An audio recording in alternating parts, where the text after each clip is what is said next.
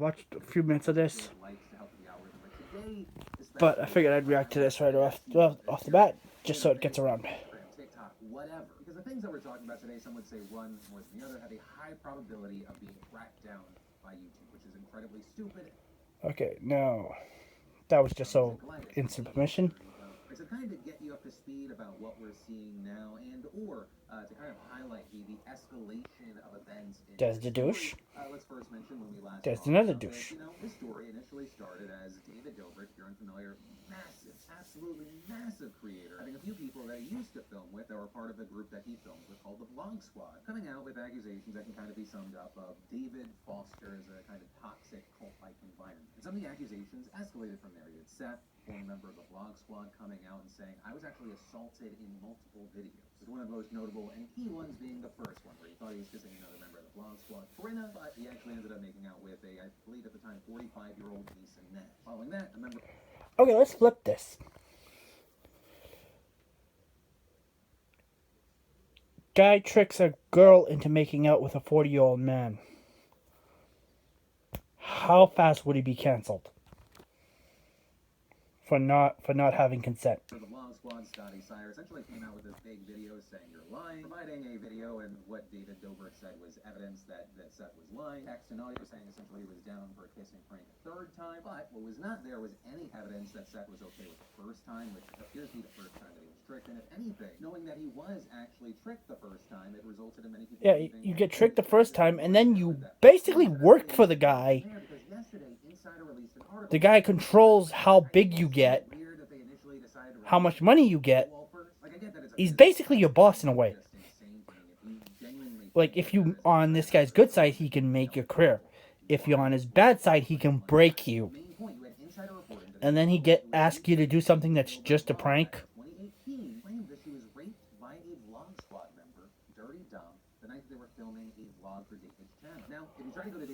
Fuck that guy.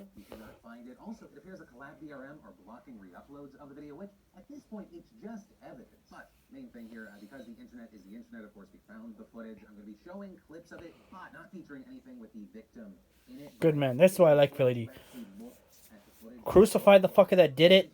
Don't crucify the victim. Especially after you hear her description of the night. Right, so let's walk through it. This video, which I believe had 5 million views by the time that it was removed, features a number of girls, including, this is not her real name, but Insider called her Hannah, who was 20 years old at the time. And in it, you have Dirty Dom, who says, I invited these girls over to have a fivesome, so hopefully I'll have a fivesome tonight. As Insider explains, the next shot is of Hannah and her friends walking to the apartment. So Hannah saying to Insider, as soon as she walked into the door, someone shoved a camera in her face. With Insider noting she has one line of dialogue in the video, saying that she doesn't know who anyone in the Vlog Squad is. Also, as far as them coming over for group sex, Insider wrote Hannah and Sarah, who drove everyone to the apartment. If you automatically assume the chicks are coming over to fuck you, and they don't know that, after a couple minutes of talking, it was clear there was no fivesome happening tonight. But then, claiming, by some stroke of luck and master negotiating, Dom made progress. Right, so that's how you had Dobrik. So someone that is that big negotiating for a fivesome. Framing it, but then really weird word.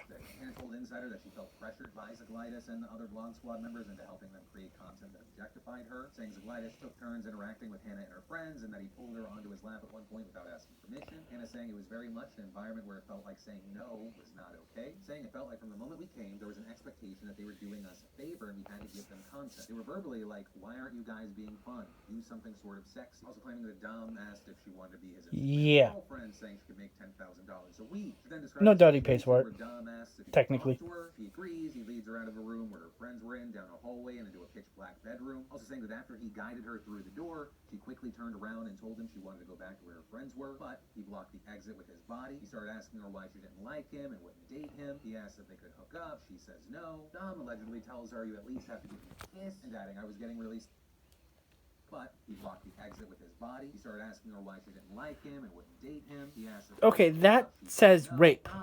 The word no and blocking the exit. I was getting really scared because he wasn't letting me leave. My friends were in a totally different part of the house. I was like, what happens if I keep saying no? So I just gave him a kiss. After this, she says she gets back to her friends, which also happens to be at the same time a couple members of the Vlog Squad return with a bottle of dark colored liquor. Now forcing booze down their throat. There are multiple claims. You had Insider reporting that Trisha Paytas, who was there with her then boyfriend Jason Nash, claiming that Jeff Wittick went and got the liquor. This after saying that she told Matt not to get the liquor, also saying that they left before Wittick got back. This is also something Jeff. Sorry, but if you denied both in the told, article didn't want to get the liquor, obviously you knew something was up there, and this was unsafe to the girls. So why would you take off? and Wittick coming back to the apartment with Smith holding a bottle of Jack Daniels whiskey. With Hannah saying, at this point, I can't really remember much. I just remember being really uncomfortable and being honestly really upset and angry that my friends thought these guys